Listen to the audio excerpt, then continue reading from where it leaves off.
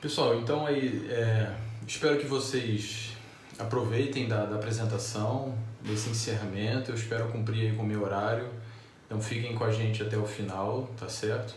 É lógico que com o tempo que eu tenho eu não conseguiria discutir em profundidade tudo o que eu gostaria e o que vocês possivelmente gostariam, mas eu acredito que a intenção principal talvez seja colocar aí uma pulga atrás da orelha de vocês e eu espero que eu consiga fazer isso.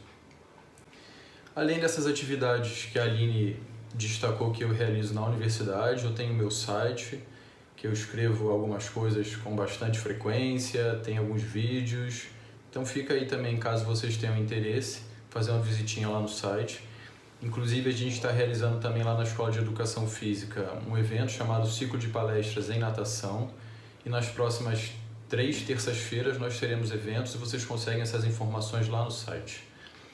Então nossa proposta hoje aqui é discutir a natação como forma de condicionamento físico para adultos. É lógico que esse condicionamento físico ele pode acontecer de diferentes maneiras, mas vamos ver aí até que ponto a gente conseguiria fazer isso por meio da natação. De uma maneira geral, eu entendo que o processo de formação e de prática da natação ela pode ter esses dois caminhos ou essas duas vertentes. Na parte superior, a gente teria aí um indivíduo que começou na adaptação ao meio aquático, passou pelo processo de aprendizagem, continuou num processo de iniciação ao treinamento, até que ele realmente entrou num programa de treinamento de natação competitiva, cujo objetivo principal era a melhora do desempenho. Pode ser que alguns desses alunos, atletas, que chegaram à fase de iniciação ao treinamento, não tenham progredido, mas tenham condições ou tenham interesse de fazer alguma forma de condicionamento físico por meio da natação, preocupados aí principalmente não só com a saúde física, mas a saúde mental, ter contato com outras pessoas, ter um momento de prazer e de lazer.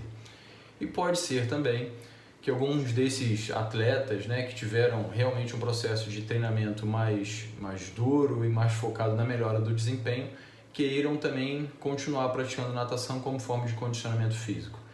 Talvez isso não seja tão comum, porque alguns atletas tiveram tão envolvidos nesse processo de treinamento que eles terminam a carreira deles esportiva na natação e muitas vezes preferem fazer qualquer outra atividade.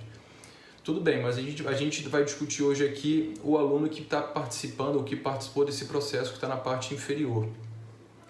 Ele fez adaptação ao meio aquático, começou o processo de aprendizagem dos nados formais, e ou por algum motivo pessoal, ou por característica do clube, ou daquela cidade que ele mora, ele não teve a oportunidade de participar de um programa de treinamento. O que muitas vezes acontece então? Esse aluno que participou só do processo de aprendizagem, isso já é uma crítica ao que a gente geralmente faz, ele não aprende os 4 nados com qualidade, e mesmo o nado, que geralmente é o crawl, que ele não aprende todos os fundamentos. Então, como ele não tem o que fazer depois dessa etapa inicial de aprendizagem, ele abandona a natação. E pode ser que na idade adulta ele pense assim, poxa, vou voltar a fazer natação. Eu fiz natação quando eu era jovem, lá com os meus 12, 13 anos, e pode ser que seja interessante porque eu gostava, era bem bacana, e eu vou tentar fazer natação como forma de condicionamento físico. Só que pode ser que muitas vezes esse condicionamento físico por meio da natação não possa acontecer de maneira plena em função da baixa qualidade técnica desse nadador. Então a gente vai falar com isso em mais profundidade daqui a pouquinho, mas a intenção é vocês perceberem o quanto que a gente precisa ainda também melhorar esse processo de formação dos nossos alunos, dos nossos nadadores, mesmo que eles não venham a ser atletas, mesmo que eles não venham a participar da natação competitiva. Então a nossa intenção é discutir justamente essa parte de baixo, uma forma de condicionamento físico para nadadores adultos por meio da natação. Eu dividi esse nosso bate-papo em 3 momentos. A gente vai falar primeiro sobre o que é essa ideia de condicionamento físico, como a gente pode oportunizar o condicionamento físico para esses nossos alunos adultos, que podem ter sido atletas ou não, que têm uma técnica às vezes boa e às vezes não tão boa assim. E a gente vai investir a maior parte do nosso tempo nessa primeira parte. Depois falaremos brevemente aí sobre a ideia das montagens de séries de treinamento e também sobre o planejamento do treinamento. Mesmo que a gente não esteja falando aqui de natação competitiva, o processo, né, que leva à melhora do condicionamento físico não deixa de ser um treinamento. O que a gente tem que ter em mente é que o foco desse treinamento ele é diferente. O foco desse treinamento não deve ser necessariamente na melhora do desempenho esportivo, do desempenho competitivo, porque não é isso que esse nosso aluno procura. Então, falando aí sobre a proposta do condicionamento físico, de uma maneira geral, eu queria que vocês tivessem a ideia que o condicionamento físico é essa capacidade que a gente adquire ou que a gente desenvolve, né, que a gente alcança e está relacionada à capacidade de executar atividades físicas. Então, quando a gente fala atividades físicas, a gente está pensando realmente de forma global, qualquer tipo de movimento que exija um pouquinho mais do nosso condicionamento físico. O exercício físico, então, é uma forma que a gente encontra para poder melhorar a nossa capacidade de realizar atividades físicas. Só que dependendo do tipo de trabalho, do tipo de atuação ou atividade que esse nosso aluno realiza como forma de profissão, por exemplo, essa necessidade de atividade física pode ser um pouco maior ou um pouco menor. Então, como eu disse para vocês, a intenção aqui da melhora do condicionamento físico não é levar a melhora do desempenho competitivo e esportivo. Isso é muito importante da gente entender porque isso traz uma diferença gigantesca na maneira como a gente conduz o treinamento, como a gente conduz a aula. É lógico que a gente tem sessões, aulas de treinamento mais intensas, menos intensas, como um atleta teria, mas os objetivos a serem alcançados são diferentes. Tudo bem, Guilherme, então eu já entendi que eu tenho que oferecer um programa de treinamento para esse adulto que não é um atleta, que ele quer melhorar o condicionamento físico, para que ele possa realizar atividade física, brincar com os filhos, poder ter um momento de lazer na praia, fazer uma atividade física que ele queira eventualmente, que ele não tem tanto costume, então ele precisa ter um corpo que suporte o dia a dia. Como é que a gente vai melhorar o nosso condicionamento físico? Como é que a gente vai melhorar o condicionamento físico do nosso aluno? A proposta é que a gente desenvolva essas três condições, essas três capacidades. A gente precisa melhorar o condicionamento cardiorrespiratório, a condição músculo-esquelética e também a composição corporal. Dentro do condicionamento físico, da condição músculo-esquelética, a gente vai pensar na melhora da flexibilidade, da força muscular e da resistência muscular.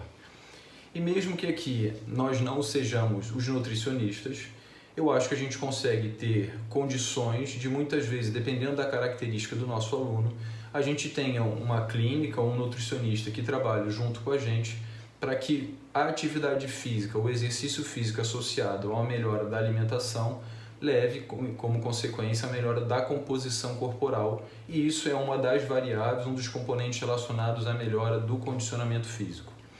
E mais uma vez, o que a gente quer é melhorar o condicionamento físico do nosso aluno adulto para que ele tenha condições de realizar as atividades da vida diária, para que ele seja uma pessoa saudável. E a gente não quer necessariamente oferecer essas atividades para melhora do desempenho esportivo. Por que é importante que a gente entenda isso? Porque além de trazer uma diferença na condução do treino, traz uma diferença nos objetivos que devem ser alcançados, como eu falei, e inclusive as diretrizes que devem ser alcançadas para poder alcançar esses três componentes aqui também são diferentes. Então, se a gente tem um atleta, as diretrizes, né, o programa de treinamento, os objetivos a serem alcançados são diferentes. E eu vou estar falando aqui para vocês também de indivíduos saudáveis, sem nenhum tipo de complicação, como obesidade e diabetes, porque essas recomendações, essas diretrizes, elas variam também um pouquinho. Então, vamos entender essas diretrizes como se fosse um alvo a ser alcançado.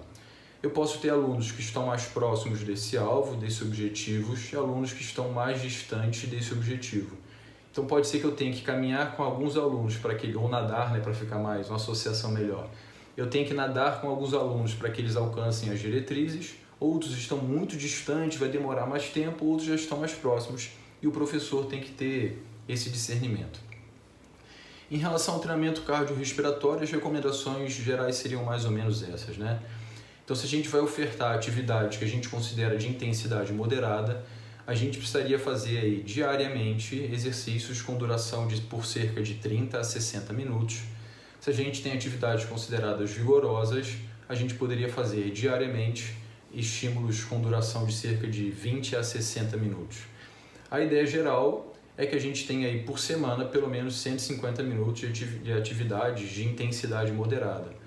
Ou seja, se a gente tem aquele programa mais simples, mais básico, de fazer atividade pelo menos 3 vezes na semana, a gente atende até certo ponto essa recomendação. Mas qual é a preocupação? A gente tem que ter uma intensidade de pelo menos moderada. Se o nosso aluno não tem uma técnica adequada, se ele não tem um mínimo de condicionamento físico, pode ser que ele não consiga alcançar esse mínimo de recomendação. De uma maneira geral, a gente pode entender então que a partir dessa combinação de atividades moderadas ou vigorosas, é até um princípio do treinamento esportivo, né, daquela interdependência, volume e intensidade. Se eu oferto para o meu aluno, se ele tem condições de realizar atividades moderadas só, o interessante seria que ele fizesse atividade quase todos os dias. Então, pelo menos 5 vezes na semana. Por outro lado, se esse indivíduo tem uma técnica melhor, se ele consegue fazer atividades de maior intensidade, se ele consegue fazer atividades vigorosas, a gente já poderia reduzir a quantidade de vezes na semana que essa atividade é realizada e mesmo assim alcançar essas recomendações. E nada impede também, se esse indivíduo tem mais disponibilidade, tem interesse, ele poderia estar fazendo atividade mais vezes na semana e a gente fazer como se fosse uma melhor programação ou planejamento que combine atividades de baixa intensidade, moderada e até atividades mais vigorosas. Em termos de intensidade, a gente pode controlar essa intensidade tanto pela percepção subjetiva do esforço, quanto pela frequência cardíaca de reserva. Aí tem na parte de baixo aí só um lembrete, né, de como a gente calcula essa frequência cardíaca alvo ou frequência cardíaca de treino a partir da frequência cardíaca de reserva. Mas são sugestões aí para a gente entender o que seria uma atividade leve, uma atividade moderada e uma atividade vigorosa. Não faz sentido, lógico, a gente fazer teste de limiar anaeróbico com esse nosso aluno, isso não tem nada a ver. A gente está falando de indivíduos que fazem atividade física com a intenção de melhorar do condicionamento físico para a saúde. Até certo ponto, todas essas recomendações, se a gente for olhar para elas, elas são fáceis de serem alcançadas, né, de serem manipuladas, de serem entendidas. Isso aqui é uma montagem de um quebra-cabeças que não é tão difícil de ser alcançada. Mas qual é o problema da natação? É a gente atender esse último ponto aí. Então eles sugerem exercícios que envolvam, né, grandes grupos musculares. Opa, Guilherme, isso é bacana. A natação, eu sempre ouvi dizer, eu nem tinha entrado ainda na faculdade, é considerado um exercício completo porque utiliza vários grupos musculares. Pô, beleza, tudo bem. Mas olha a segunda parte, ó, e requerem pouca habilidade específica. Aí a natação já complica, porque a natação é uma habilidade extremamente específica pelo meio que ela é praticada, pelos movimentos que são realizados. Então o indivíduo que nunca fez atividade física, se ele quiser começar a fazer caminhada e até corrida, ele consegue fazer isso com muito mais facilidade. Por outro lado, o indivíduo que não tem um histórico razoável de prática da natação, mesmo que ele comece a fazer essa natação na idade adulta, é lógico que ele vai aprender, ele vai desenvolver, mas até certo ponto, ou muito possivelmente, ele não vai conseguir alcançar um nível de intensidade considerado ao menos moderado, porque a técnica dele não permite que ele realize atividades mais intensas. Por isso que a gente, como eu comentei antes com vocês, a gente deveria tentar repensar esse processo que geralmente acontece de ensino da natação, onde o jovem ali próximo da adolescência, ou ele vira um atleta ou ele não tem o que fazer. Então ele tem muito o que fazer. Na pior das hipóteses, ou na melhor das hipóteses, ele vai aprender os 4 nados para que ele utilize os 4 nados na idade adulta, por exemplo, como forma de condicionamento físico. Então, pensando em um indivíduo hipotético com cerca de 40 anos, que tem uma frequência cardíaca de repouso de 60, a gente teria esses limites. Então, pela sugestão, a gente deveria ter esse indivíduo praticando pelo menos aí esse intervalo verde, que seria uma atividade com percepção subjetiva do esforço entre 4 e 6, mais ou menos, e para ele a frequência cardíaca ficaria entre 108 e 132. É aquela proposta da interdependência volume-intensidade. Se a gente está fazendo exercícios com mais baixa intensidade, está nesse limite inferior, o ideal seria que ele fizesse atividades mais longas, o ideal seria que ele fizesse mais sessões de treino ou aulas por semana. Por outro lado, se a gente está próximo de intensidades mais elevadas, pensando no limite superior aí da atividade vigorosa, que é esse vermelho, a gente conseguiria compensar essa menor frequência semanal pela maior intensidade do exercício. Isso não significa, pessoal, que a gente vai receber um aluno amanhã na nossa escola de natação, no nosso clube, e ele tem que fazer já direto atividades vigorosas. Pode ser que mesmo que dentro da recomendação não tenha atividades mais fracas, de baixa intensidade, pode ser que ele tenha que começar assim, para ao longo do tempo, 6 meses, 1 ano, 1 ano e meio, 2, ele começa a fazer as atividades mais intensas. Então, uma proposta aqui bem simples da gente entender como a gente poderia pensar isso. Então, se esse meu aluno consegue fazer atividades vigorosas, eu estou pensando aqui em técnica, tá certo? Se tecnicamente ele tem condições de fazer atividades vigorosas, a gente poderia ter aquela proposta mais simples de todas. Vou fazer natação segunda, quarta e sexta, terça, quinta e sábado, terça, quinta e sexta, tudo bem? A maçã com garfo aí está trazendo para a gente aquela preocupação com a composição corporal. Então a alimentação ela é importante que seja feita de maneira adequada todos os dias. Como a gente faz todas as outras coisas, não tem como a gente tirar isso da nossa rotina. Por outro lado, se meu aluno não tem condições ou não tem interesse de fazer atividades tão vigorosas, o ideal seria que ele fizesse natação mais vezes na semana. E eu coloquei aí também uma sugestão. Ele poderia estar fazendo natação de segunda a sexta, poderia estar fazendo natação segunda, terça, quinta, sexta e sábado, ou domingo. Então isso é uma outra coisa que a gente às vezes precisa tirar da cabeça do nosso aluno, que sábado e domingo é o dia de não fazer nada, de se alimentar mal, como se ele fosse morrer na segunda-feira. Todos os dias são dias que a gente tem que cuidar da nossa saúde, que a gente tem que fazer algum tipo de atividade. E isso é importante para a gente. Então aqui pensando na condição ali cardiorrespiratória. Se a gente for pensar no treinamento da força muscular, é importante a gente entender que aqui o objetivo não é ganhar volume muscular, não é hipertrofia. É lógico que isso é interessante às vezes para a estética, mas a gente está pensando em condicionamento físico, o importante é que se ganhe força muscular. E se a gente for pensar às vezes nos indivíduos mais velhos, seria interessante também que ele ganhasse potência, porque há uma tendência da gente ter essa diminuição na capacidade de produzir estímulos mais potentes, mais rápidos, e os estímulos de potência são interessantes porque a gente consegue também fazer exercícios um pouco mais rápidos, com menor carga, e ter benefícios de potência e de força muscular. Então essas sugestões eu acredito que todos vocês conheçam.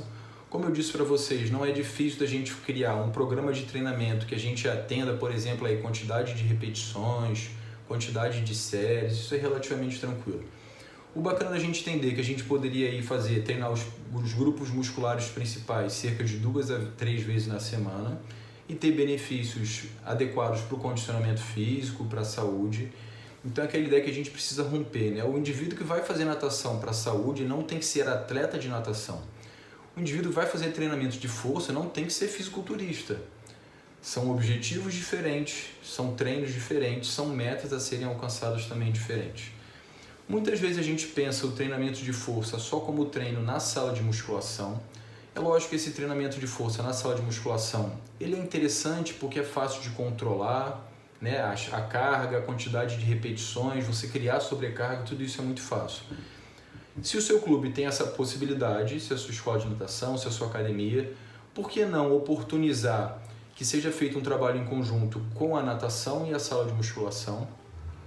Mas se o seu aluno não gosta da sala de musculação, não tem esse interesse, por que não oportunizar que esse treinamento de força seja feito na borda da piscina? Então o aluno poderia ir todos os dias, por exemplo, na aula de natação, e ele poderia fazer atividades dentro e fora da água, preocupados com o condicionamento cardiorrespiratório, que é o que a gente falou anteriormente, e também com a melhora da força, com o ganho da força muscular. Percebam até aí pelo tempo de recuperação, de 2 a 3 minutos, entre as séries, com a intenção realmente de melhora da força, não é de hipertrofia. É lógico que a hipertrofia pode acontecer, mas os objetivos são diferentes. Então, pensando em uma proposta bem simples, a gente poderia ter alguma coisa parecida com essa aí. O nosso aluno vai fazer aula de natação 3 vezes na semana, as atividades vigorosas, que são as mais intensas. A gente está atendendo à recomendação que foi dita anteriormente, e ele vai fazer treinamento de força também 3 vezes. E ele vai fazer o treinamento de força como parte do programa de condicionamento físico oferecido pela escola de natação. Se por outro lado ele não tem condições, não tem interesse de fazer as atividades vigorosas, a gente poderia pensar em intercalar, inserir essa proposta do treinamento de força nos dias que sobraram, os dias às vezes que ele não pode ir para a natação, ele tem que fazer um treino na sala de musculação, alguma coisa assim. Isso é só uma sugestão. E o tempo inteiro aquela preocupação com a composição corporal. Guilherme, mas o meu aluno ele não quer fazer treinamento de força nem fora da água, é uma pena, eu acho que seria interessante. como forma de prevenção de lesões, como forma de realmente ganho de força de uma maneira global, mas a gente pode estar oferecendo estímulos de velocidade, de séries de velocidade, dentro da piscina, nadando os nados completos. Isso pode ser feito desde que a técnica permita que isso seja feito. E por isso que a técnica é tão importante. Então a gente poderia estar substituindo esses treinamentos de força, que são treinos anaeróbicos, treinos curtos e intensos, pelo treinamento de velocidade. Tanto para a proposta do treino vigoroso, que está em verde, como a proposta do treino aeróbico com a intensidade moderada. E nada impede também que a gente tenha um mesmo dia sessões de velocidade, sessões aeróbicas, isso aí é apenas uma sugestão.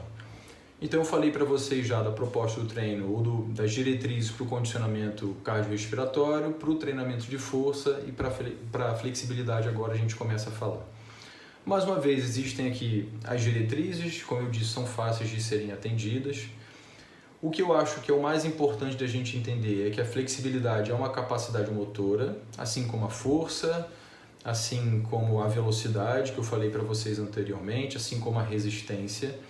Então, a gente não deveria confundir flexibilidade com alongamento. Pela proposta de frequência semanal, a sugestão é que seja feito pelo menos 2 a 3 vezes na semana. E dependendo da característica do nosso aluno, talvez do trabalho que ele faça, né, que se ele fica muito tempo sentado, se ele fica muito tempo em pé, se ele já tem uma tendência natural de algum tipo de limitação de amplitude articular, a gente pode estar direcionando esse treino, o treino da flexibilidade, para atender uma característica desse nosso aluno.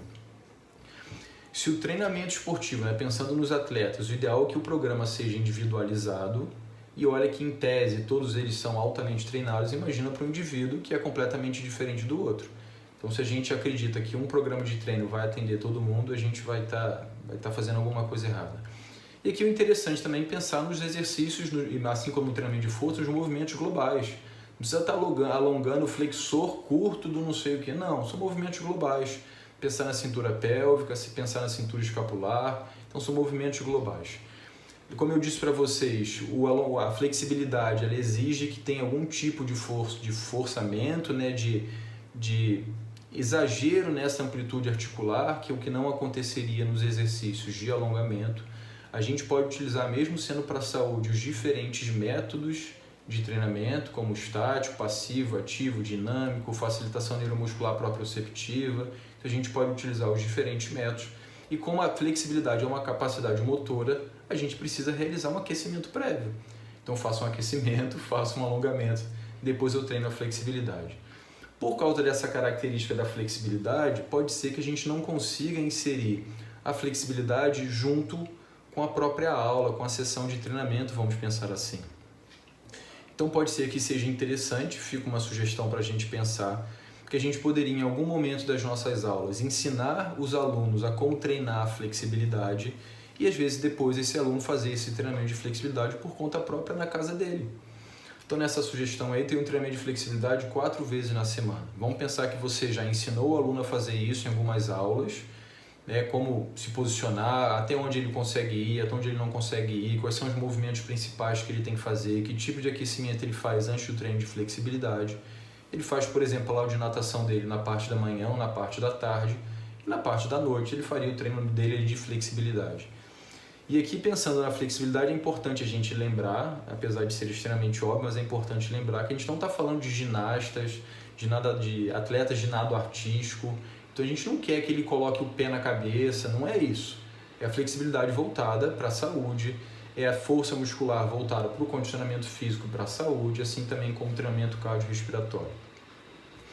Então, isso tudo que eu falei para vocês, em tese é bonito, é fácil de ser alcançado, mas se a gente não preenche essa lacuna aí que está no meio do caminho, a gente vai ter o nosso aluno até lá por volta dos 12, 13 anos, que aprendeu muito mal o nado de crawl, tá bom? E depois ele vai querer voltar a nadar na idade adulta e ele não tem condições de utilizar a natação como forma de condicionamento físico. Aí ele abandona a natação e vai fazer corrida, vai fazer ciclismo, porque são movimentos mais simples, como a própria recomendação traz pra gente. Então nessa parte aqui a gente termina essa primeira sessão e agora rapidamente a gente fala sobre a construção das séries de treinamento. Sobre as séries de treinamento é importante que a gente, quando vai sugerir o que o aluno vai nadar, o treinamento de força que ele vai fazer, o treinamento da flexibilidade, que a gente entenda o que objetivo a gente quer alcançar. Então, um treino aeróbico ou anaeróbico? O que caracteriza um treino aeróbico? O que caracteriza um treino anaeróbico? Ah, legal, um treino para melhora do condicionamento cardiorrespiratório. Ah, um treino aeróbico, legal, mas é um aeróbico fraco, médio ou intenso, como a gente viu, né? Ele é moderado ou ele é vigoroso? Ah, legal, vigoroso. Qual o volume que eu tenho que oferecer para ele de treino? Depende do condicionamento dele, depende do histórico dele, depende de quanto tempo. Ele foi atleta, mas está sem nadar há 15 anos, então é diferente do indivíduo que mesmo que não tenha sido atleta, já nada há 10 anos sem parar. Para esse tipo de objetivo que eu quero alcançar, qual é a intensidade adequada e a recuperação adequada? O volume, a intensidade e a recuperação caracterizam a carga de treinamento. Se você muda uma dessas variáveis, pode ser que você mude completamente o tipo de estímulo e, por incrível que pareça, às vezes um treino que era para ser aeróbico passa a ser anaeróbico, tá bom? Então eu sei o que eu quero treinar, já sei como é que eu vou manipular essas variáveis de volume, intensidade e recuperação e vou pensar também num método. Mesmo que a gente não esteja falando de treinamento esportivo, de montar uma periodização, seria interessante que a gente soubesse quais são os métodos mais relacionados a um treino aeróbico, quais são os métodos mais relacionados a um treino aeróbico, um indivíduo que é destreinado, quais são os métodos mais relacionados a um treino anaeróbico, né, pensando aqui principalmente na velocidade, para que a gente ofereça um estímulo de qualidade.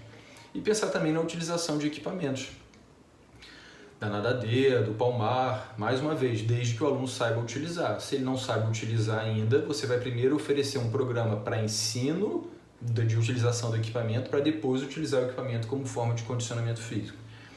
De uma maneira geral, se utiliza esses implementos com a intenção de se produzir mais força dentro da água, mas mais uma vez é importante a gente conhecer exatamente como isso funciona. A produção dentro da água depende do tamanho do implemento, da velocidade que a gente realiza esse movimento. Então pode ser que você peça para o seu nadador utilizar um palmar, por exemplo, maior, com a intenção dele produzir mais força, que é um dos pilares do condicionamento físico, mas ele passa a fazer um movimento mais lento. Então ele está compensando uma variável pela outra e pode ser que ele esteja no final produzindo a mesma força. Tudo bem? E o nosso último ponto de discussão, a parte sobre o planejamento do treinamento. Como eu disse para vocês, a gente tem alunos com diferentes níveis de condicionamento físico. Então eu posso ter esse aluno A, que ele tem uma condição inicial muito ruim. Ele até tem uma boa técnica, mas está sem nadar há muito tempo ou tem uma técnica realmente ruim. Então a gente vai oferecer para ele um programa de treinamento, um planejamento, para que ele consiga alcançar as recomendações mínimas, para que ele consiga nadar.